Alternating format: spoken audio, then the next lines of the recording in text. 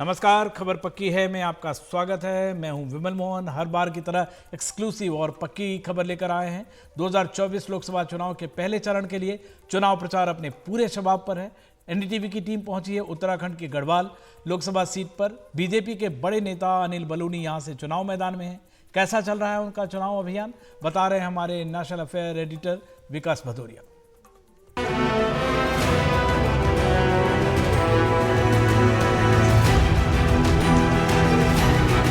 ऊंचे पहाड़, गहरी घाटियां, घने जंगल, देवभूमि उत्तराखंड की यही पहचान है। देवभूमि के केदारनाथ से लेकर रामनगर के जंगलों और नैनीताल की तलहटी तक फैली ये गढ़वाल लोकसभा सीट करीब 330 किलोमीटर तक फैली है। यहां से बीजेपी के अनिल बलूनी को टिकट दिया गया है। बलूनी पर्दे के पीछे रहकर बीजेपी के लिए काम करने वाले नेताओं में से एक हैं। नमस्कार, स्वागत है आपका हमारे चित्र में।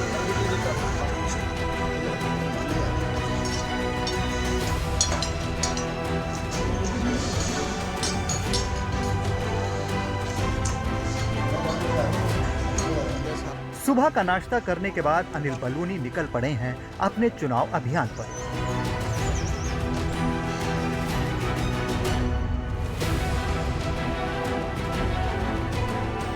पौड़ी क्षेत्र के बीजेपी के उम्मीदवार अनिल बलूनी अपने प्रचार अभियान की शुरुआत कर चुके हैं।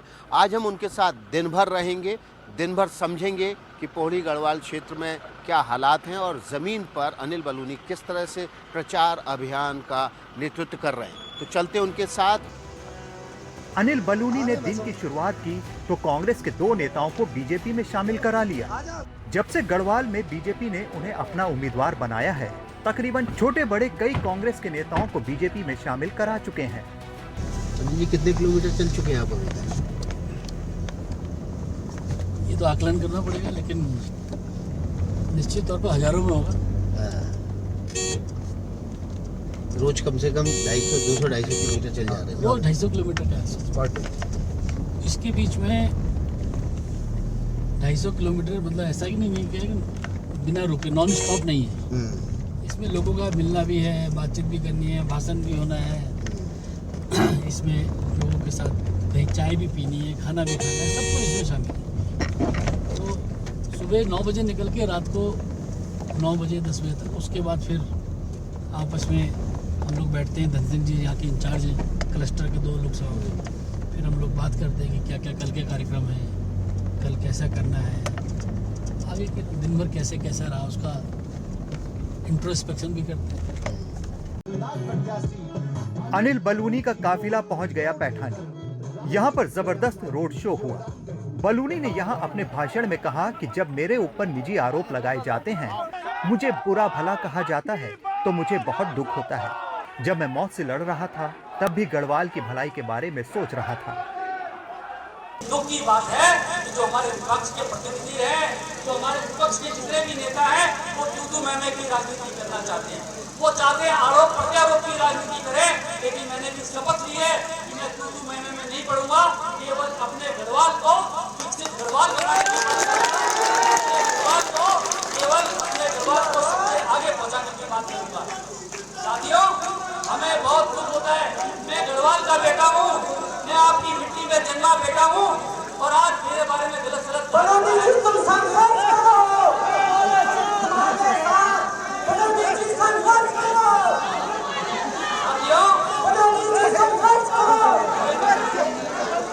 साथियों, मुझे बहुत दुख होता है, मुझे बहुत पीड़ा पहुंचती है जब मेरे बारे में गलत सलत कहा जाता है। मेरे बारे में जब गलत सलत कहा जाता है, मुझे पीड़ा होती है। मैं पूरे समय जब मौत से भी लड़ना था, तब इस गढ़वाल की भले की बात सोचता था, और यहाँ की भले की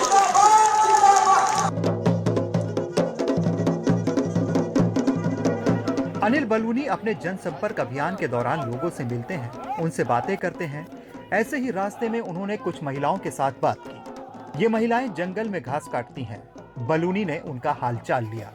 पौड़ी लोकसभा क्षेत्र जो है वो बहुत ज्यादा विस्तृत है। नैनीताल की तलहटी से केदारनाथ की ऊंची पहाड़ियों तक फैला हुआ है और बेहद दुर्गम इलाका है। लेकिन लोगों का उत्साह देखिए, स्थानीय ढोल ढमाकों के साथ महिलाओं की भागीदारी देखिए, यहाँ पर जबरदस्त है। और अनिल बलूनी के स्वागत में यहाँ पर जो महिलाएं पहुंची हुई हैं, वो जिंदाबाद के नारे बुलंद करते हुए आगे बढ़ रही हैं। पौड़ी लोकसभा क्षेत्र में आपको बता दें कि पिछली बार भी बीजेपी ने जीत दर्ज की थी। इस बार बीजेपी की ओर से अनिल बलूनी को चुनाव मैदान में उतारा गया है। आज उनके समर्थन में जो थलीसैंण का क्षेत्र है उसके पैठानी इलाके में ज़बरदस्त रोड शो और स्थानीय लोगों की जो भागीदारी है वो यहाँ पर दिखाई दे रही है। आप उत्साह देखिए, यहाँ पर बच्चे, बूढ़े, महिलाएं, नौजवान सब यहाँ पर बड़ी मात्रा में पहुँचे हुए हैं। बड़ी तादाद में, पहाड़ों के हिसाब से जहाँ पर आबादी दूर दूर तक कम होती है वहाँ पर इतनी बड़ी तादाद में लोगों की भीड़ इस सीट पर उनके दमदार प्रत्याशी होने की गवाही दे रही है। और देखिए यहाँ पर महिलाओं, बच्चों की भागीदारी वो देखते ही बनती है। खासतौर पर प्रधानमंत्री नरेंद्र मोदी के प्रति जो आकर्षण है महिलाओं में और उनको फिर से प्रधानमंत्री चुनने की जो आवाज़ है वो इस जगह पर दिखाई दे रही है। वो देखिए प्रत्याशी अनिल बलूनी, उनके साथ स्थानीय मंत्री धन सिंह रावत यहाँ पर दिखाई दे रहे हैं और विक्ट्री का चिन्ह बनाते हुए आगे बढ़ रहे हैं। और ये जो दूर तक काफिला है ये बता रहा है कि इस लोकसभा क्षेत्र में चुनाव परिणाम किस ओर झुक सकता है। तो हम आपको लगातार ये तस्वीरें दिखा रहे हैं और अब आगे चलेंगे और आगे बढ़ेंगे और आपको बताएंगे कि कैसे यहाँ पर चुनाव रणनीति बनाई जा रही है बीजेपी और कांग्रेस की तरफ से। देवभूमि के चुनाव में मंदिर और स्थानीय ग्राम देवताओं का विशेष स्थान है। अनिल बलूनी अपने चुनाव प्रचार अभियान के दौरान थलीसैंण के नजदीक विश्व के एकमात्र राहु मंदिर भी दर्शन करने पहुंचे। यहां दर्शन पूजन करने के बाद उन्होंने अपना एजेंडा एनडीटीवी को बताया। बलूनी जी, लोग कहते हैं कि राहु केतु बिगड़ जाए तो सब कुछ बिगड़ जाता है और इसलिए लोग यहाँ पर पूजा करने आते हैं। नहीं, देखिए, हम तो पूजा करने जहाँ भी मंदिर मिलता है वहाँ जाते अपना शीश नवाते हैं। जो हमारी सनातन संस्कृति है उसके हिसाब से हम आते हैं। अब जो लोग जिनका बिगड़ा है वो लोग अपना सोचे, लेकिन हमारा तो सब ठीक है और भगवान ने पूरे सनातन जो धर्म में विश्वास रखने वाले लोग हैं उन सबका आशीर्वाद हम लोगों के साथ है। किसका राहु बिगड़ा हुआ है? नहीं, देखिए, मंदिर में हम राजनीतिक बात नहीं करना चाहते, लेकिन यहाँ पर हम आए अपनी उत्तराखंड के अंदर ऐसे बहुत सारे स्थान हैं जो कि अभी तीर्थाटन के मामले में जिनका और विकास होना जरूरी है। देखिए, बद्रीनाथ, केदारनाथ आप देख रहे हैं, हमारे यहाँ से लाखों लोग आ रहे हैं, लेकिन हमारे ज़रूर कोशिश रहेगी कि जैसे एक पैठानी हमारा छोटा सा एक क्षेत्र है, यहाँ पर एक इतना बड़ा मंदिर है और इसके एक इकलौता मंदिर है, तो इसका भी विकास हो। ऐसे हमारे यहाँ जगह जगह पर ऐसे बहुत सारे स्थान हैं जहाँ पूरी दुनिया आके देखना चाहती है। और आने वाले, जब प्रधानमंत्री जी ने कहा है कि अगर आने वाला दशक उत्तराखंड का होगा, उसमें हमारी यही सोच है कि ऐसे जैसे हमारे यहाँ राहु मंदिर है, इस तरह के जितने स्थान हैं इनका भी विकास हो, लाख लोग इनको देखने भी आए और हमारे यहाँ की जो आर्थिकी भी सुधरेगी, साथ ही हमारे यहाँ पर जो लोगों का आना जाना रहेगा और पहाड़ों का पलायन को रोकेंगे। तमाम जो हमारी समस्या है उनका समाधान ऐसे तीर्थाटन से होना है। तो आप ये कह रहे हैं कि यहाँ पर जो रोजगार है वो उसको बढ़ाने के लिए, धार्मिक तीर्थाटन पर फोकस करने के लिए इस मंदिर को और ज़्यादा इसका जीर्णोद्धार कराया जाएगा, इसको विश्व के नक्शे पर लाया जाएगा। हम कोशिश करेंगे। अभी यहाँ के हमारे विधायक और हमारे मंत्री धन सिंह जी भी यहाँ हैं, हम लोग मिलके कोशिश करेंगे कि इस मंदिर में हम जरूर एक दिन आग्रह करेंगे माननीय प्रधानमंत्री जी से भी कि वो भी आएँ और यहाँ इस मंदिर में जब ऐसे हमारे बड़े लोग आएंगे तो पूरा देश और पूरी दुनिया देखेगी कि राहु का मंदिर कहाँ है और दुनिया आना शुरू होगी और यहाँ का इलाका भी चमकेगा और हिंदू और सनातन धर्म की विजय भी होगी। मंदिर से निकलकर अनिल बलूनी फिर एक जनसभा को संबोधित करने पहुंच गए। अनिल बलूनी अपने लोकसभा क्षेत्र के सैण गांव पहुंचे। ये गांव देश के प्रथम सीडीएस जनरल विपिन रावत का गांव है। यहां उन्होंने जनरल रावत के परिवार से मुलाकात की। उनके परिवार के एक बच्चे को जल्द नौकरी दिलाने का वायदा भी किया। दरअसल जनरल रावत की भाभी ने अनिल बलूनी से कहा कि उनका एक भतीजा है, वो बीएड कर चुका है, लेकिन उसको नौकरी नहीं मिल रही। जब जीत कर आना तो उसकी नौकरी लगवा देगा। इस पर अनिल बलूनी ने कहा कि जीतने का इंतजार क्यों करना है, आप मुझे उसका नाम और नंबर दीजिए, मैं उसकी एक प्राइवेट स्कूल में नौकरी की व्यवस्था कर देता हूँ। कई बार जल्द साहब से मेरी बहुत फोटो है मेरे पास। इनका कहना है, इनका छोटा बेटा है, उसने वो बीएड कर रखा, तो मैं कह रही थी कि जब बन जाएंगे भेजो ना। नहीं, क्यों बन जाएंगे, अभी भेजो। विपिन नंबर लो। कुछ नहीं बन रहा है, अभी कर देंगे। नंबर दे दो मुझे। कहाँ इतना ये दे आप अपना नंबर डाल दो ना। बिल्कुल अपने नंबर पर फोन कर दो पैसे। देवेंद्र जी सुबह सुबह शुरू हुआ उनका चुनाव प्रचार अभियान अब सांझ ढलने के साथ खत्म होने को है। राजनीति भी पहाड़ों और पहाड़ी रास्तों की तरह होती है। कहीं सफलता की ऊंचाइयां होती हैं और कहीं मोहरों की मात से आपके सामने गहरी घाटियां होती हैं। पहाड़ी रास्तों की तरह सर्पीली राहों पर चलते हुए पहाड़ी रास्तों की तरह ही आपको राजनीति की राह भी लांघनी होती है। चुनाव प्रचार अभियान के दौरान लंबा वक्त तो एक जगह से दूसरी जगह जाने में ही बीत जाता है, क्योंकि रास्ते बेहद सर्पीले हैं और गाड़ियों की रफ्तार बहुत ज़्यादा तेज़ नहीं हो पाती है और 30-35 किलोमीटर प्रति घंटे की रफ्तार से ज़्यादा कोई भी वाहन नहीं चल पाता है।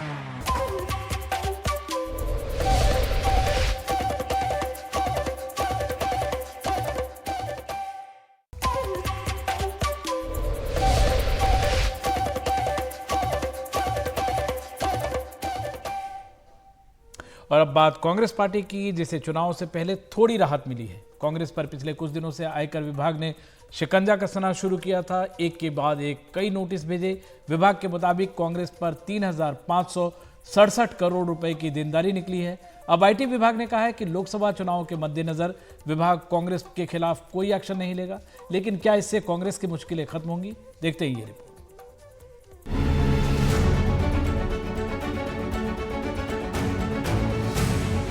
देश की सबसे पुरानी पार्टी कांग्रेस को कुछ पुराने मामलों के चलते आईटी विभाग ने हाल ही में एक के बाद एक नोटिस भेजे। इन नोटिसों को जोड़ ले तो कांग्रेस से कुल 3,567 करोड़ रुपए के कर की मांग की जा चुकी है।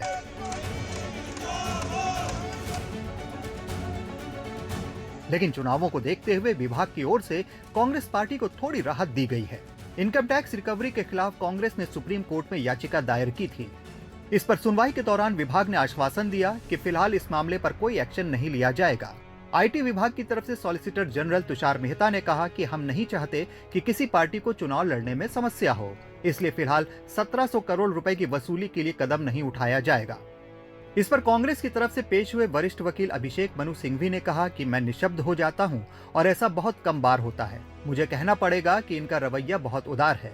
इसके बाद सुप्रीम कोर्ट ने मामले की सुनवाई 24 जुलाई तक टाल दी।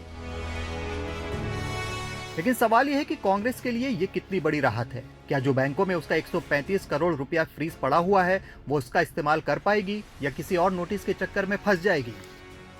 Conspiracy to stop the financial sources of Congress party, to deny the level playing field for the Congress party to fight elections. Now it is very clear and evident that Supreme Court has already given a stay for Congress party for future till the elections. But actually they have already seized our accounts. I don't know what is the status of that thing. They have taken away our money from our account. They have to give back it to Congress party. Then only we can fight the election. IT department अपना काम कर रहा है और high court से इनकी याचिका पहले ही खारिज हो चुकी है। मैं तो पूछना चाहती हूं कांग्रेस पार्टी से कि क्या इन्होंने ये टैक्स इवेजन करा है या नहीं। इनकी जवाबदेही बनती है जनता के समक्ष। 29 मार्च को कांग्रेस को 1,823 करोड़ का नोटिस भेजा गया था। इसके बाद 1745 करोड़ का नया नोटिस भेज दिया गया, जिससे कांग्रेस की टैक्स देनदारी 3,567 करोड़ हो गई। आपको याद हो कि कांग्रेस नेता राहुल गांधी गारंटी दे चुके हैं कि जब सरकार बदलेगी तो लोकतंत्र का चीरहरण करने वालों पर कार्रवाई जरूर होगी। अगर ये इंस्टीट्यूशंस अपना काम करते, अगर सीबीआई अपना काम करती, ईडी अपना काम करती, तो ये नहीं होता। तो उनको ये भी सोचना चाहिए, ये जो सब कर रहे हैं, कि किसी ना किसी दिन बीजेपी की सरकार बदलेगी और फिर कार्रवाई होगी, और ऐसी कार्रवाई होगी कि मैं गारंटी कर रहा हूं ये फिर से कभी नहीं होगा। तो उनको भी सोचना चाहिए। दरअसल इनकम टैक्स के नोटिस के जवाब में कांग्रेस ने आरोप लगाया था कि उन्हें इसलिए भेजा गया है ताकि चुनाव में पार्टी को परेशानी का सामना करना पड़े, जबकि राजनीतिक दलों को टैक्स में छूट मिलती है। लेकिन कांग्रेस पर आरोप है कि उसने रिटर्न ही नहीं फाइल किया। ये मामला इसलिए भी अहम है कि कुछ दिन पहले ही कांग्रेस ने इनकम टैक्स की इस कार्रवाई को लोकसभा चुनाव से पहले टैक्स टेररिज्म का मामला बताया था। लेकिन अब सरकार और इनकम टैक्स ने खुद ही कहा है कि चुनाव तक कोई कार्रवाई नहीं होगी। लिहाजा कानून की अदालत में तो ये मामला फिलहाल ठंडा पड़ गया है, लेकिन राजनीतिक अखाड़े में इस पर उठापटक चलती रहेगी। नई दिल्ली से आशीष भार्गव, एनडीटीवी इंडिया। तो खबर पक्की है में आज बस इतना ही। कल फिर मिलेंगे नई एक्सक्लूसिव खबरों और इंटरव्यू के साथ। देखते रहिए एनडीटीवी इंडिया।